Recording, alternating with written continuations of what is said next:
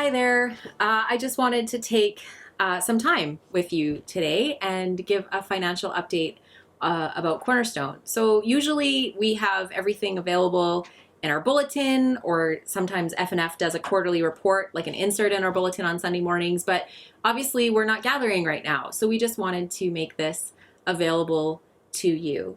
And so we just want to go through a few different items and have that discussion. So first off, though, there are a few people and some people who are still a little unclear on the different ways that they can give right now to Cornerstone Church and make their donations. So I'm going to hand it over to Pastor Michael, who's going to do a walkthrough explaining the different ways that you can give to Cornerstone. Hey everyone. As Pastor Don said, I'm going to be sharing with you the 4 different ways that you can give to Cornerstone and giving you a run through on how to do that on your computer or your phone. We've had a few people asking how to give during the season, so we just want to make sure that it's clear for everyone. But with that said, I just want to make sure that you know how appreciative we are of all that you've done for us so far. Your generosity has been astounding, and as Don's going to share a little later on, you guys have gone above and beyond when it comes to giving during this season, so thank you so much.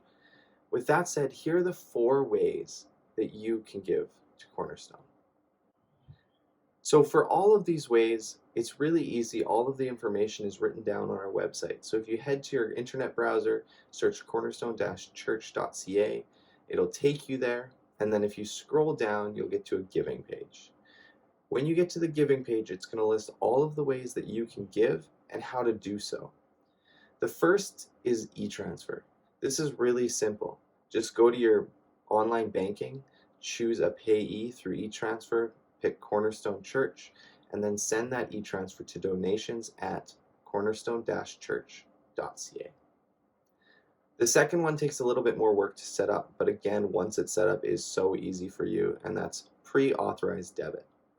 If you look on our Giving tab here, you'll see that there's a button that says Pre-Authorized Debit. If you click that, it's going to take you to a form that you can print out, fill out, and then send into the church. What this form does is it gives us authorization to access funds from your account in the amount and the timing that you want. The third way is really easy. It's to give by credit card on our website. No matter what page you're on our website, whether on our internet browser or on your phone, you'll see this orange icon in the bottom right-hand corner. When you click it, it will open up our Rebel Give platform. There it's going to ask you how much you want to give. You put that amount in. It's going to choose you which fund it's supposed to be for, whether benevolent or general. And at different times of the year, there will be things like Lent or Advent Project on there. After that, it's going to ask you how often you want to give. You can set it up as a recurring payment or as a one-time gift.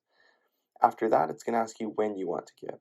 So you can give immediately, or if you'd like to defer that payment, you can choose to do so. After that, it's going to ask you to fill out your credit card information, or if you have saved info, you can fill that out here. And when you do that, it's going to keep all of your credit card payment history. And once you re-sign in, you can see the different giving you've done. You can add new cards, all of those different things. And then finally, it's going to give you a confirmation page. And the confirmation page will look a little different than what you initially gave. It's going to add a convenience fee. And all that is the credit card companies always take a convenience fee whenever they're used. Normally, that fee is incurred by the person receiving money, but this platform allows you to pay it up front so the church receives 100% of your gift. And the fourth way is, of course, you can still give through cash or check. You can do so by dropping it off at our church during office hours, which is 9 to 4, Tuesday through Friday. But make sure before you come to drop it off that you call ahead so that we're aware that you're coming, so we can make sure somebody's here to pick up that check or that cash from you. There you have it. Those are the 4 easy ways that you can give to Cornerstone. I'm going to turn things over to Pastor Don, who's going to share with you some important updates and let you know what's happening here at Cornerstone. We do also just want to remind you that any way that you give, if you choose any of those options, you will receive an email within the week. But it's just a confirmation. It's just to let you know that we did in fact receive your donation. So you should receive an email.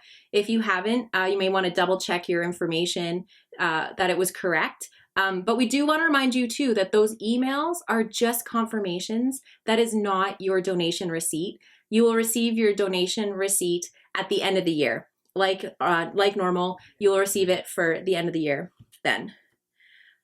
We also want to let you know that normally at this time, actually probably a few weeks ago, we would have had our auditors meeting. And so obviously, again, because we're not gathering, we're not able to do that. So we just wanted to let you know and keep you in the loop to let you know that that will be happening. It is part of our process that we need to do with the government in order to keep our charitable donation status and some paperwork that has to be handed in. And normally that has to be handed in June.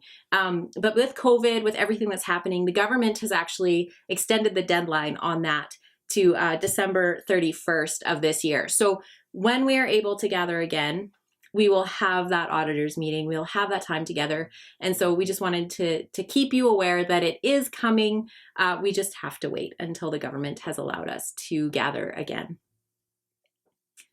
Some of you also may be wondering, what does it look like here in our church building with our staff, and also what does that look like for wages, and how is that going, and what's being all affected? And so we just wanted to let you know that currently, right now, as of the end of April, all of our staff are still maintaining their full hours with that full pay that they were receiving previously. We are so thankful and so blessed that we are able to do that. I will say that there have been quite a few roles that have been changed a little bit more. Some of our staff are doing far more video and tech and social media and those kind of aspects. But we're really thankful for our staff and for the great team that we have. We're so thankful that we're able to still do full wages. We're thankful to the government who has made available some wage subsidies. I'll talk a little bit about that in a few moments as well, but we're just really thankful that we are able to still gather. We would so appreciate your prayers for our staff team as we try to navigate how to minister in this time when we can't physically gather, how to work as a team when we're not all on site at the same time. We're kind of doing shift work here a little bit and working at different stages. And so we're trying to do proper physical distancing and making sure that we're not all in the church building at the same time. So that's just sort of what life looks like for all of us. The only person that is maintaining their full hours and is still on the premises their full time is Kathy Jansen. She is our amazing, command center where she's taking in any communication from the congregation and from the community and is able then to disperse that out to our staff, whether that be physical needs, food hampers, things like that, or prayer and spiritual care from someone in our staff team. So we're really thankful that Kathy's able to do that. She keeps us all connected to one another and connected to our community and our church congregation. I just want to walk you through what our first quarter stats look like a little bit. And you're going to see a diagram that's going to come up on this screen. And I just want to walk you through what that's about. And so you'll notice there's January, February, and March giving. And so it says giving, expenses, and what our budget amount was. So you'll notice in January and February and March, that's that blue bar, and that outlines what our giving was. The budget line, that's that gray line. That's saying that's what we had budgeted it for it to be. You'll notice it goes up in March. The really easy explanation for that is that there's 5 weeks in March. There's 5 Sundays in March, so that's why it's a little bit increased. And so, yeah, and then that orange bar is also our expenses. Now, remember, March was kind of that beginning of COVID and of isolation and everything that looks like. Our last time that we physically gathered as a church community was actually March 15th. So that just affected that a little bit in there too. But we just wanted to highlight, let you know what that looked like. If you have any questions at all about this diagram or about wanting to know more about what that means, definitely feel free to email myself, or you can email Elsa.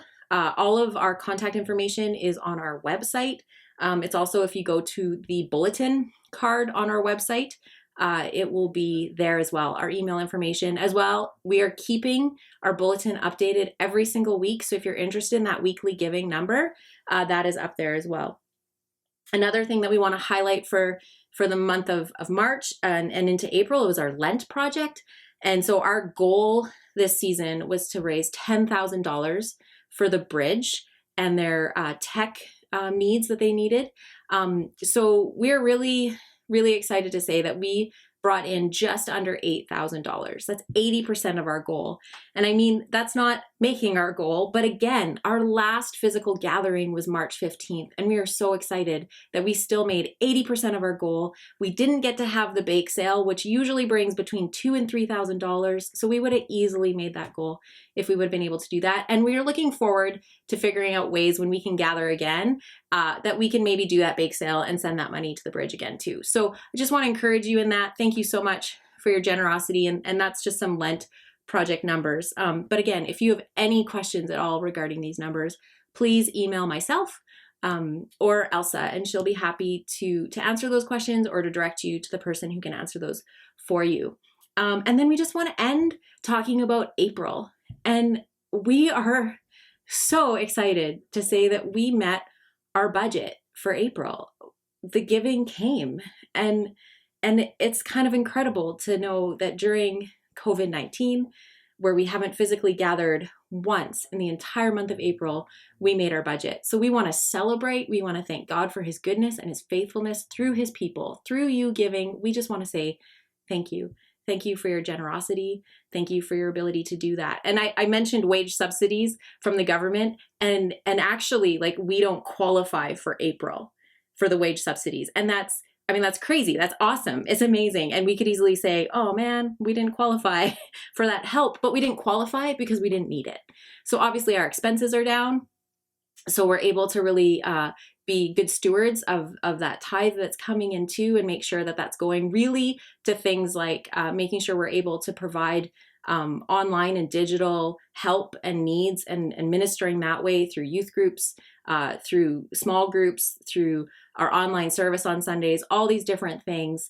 But then we're also able to provide practical needs as well with this money. We're able to provide for our food hamper. We're able to provide, food, clothing, different things that people need. You know, if they have something broken in their house, we're able to help people from our congregation, in our church family, but also in our community.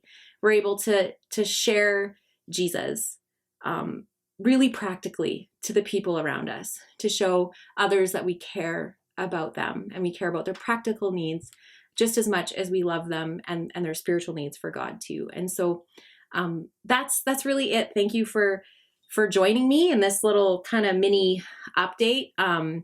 You know, there's always new things coming. There's always new information coming. It seems like almost daily.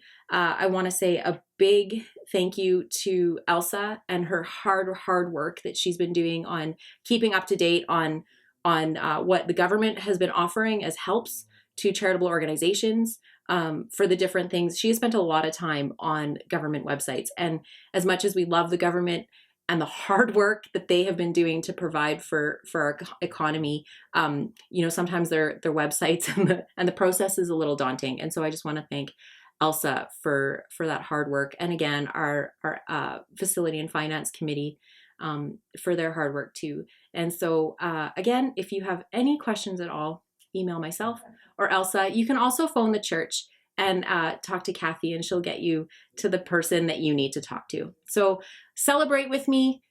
We are doing well, Cornerstone Church. We are so thankful. And we just want to say, God bless. Thank you for your faithfulness. And we look forward to updating you again in the future. So take care.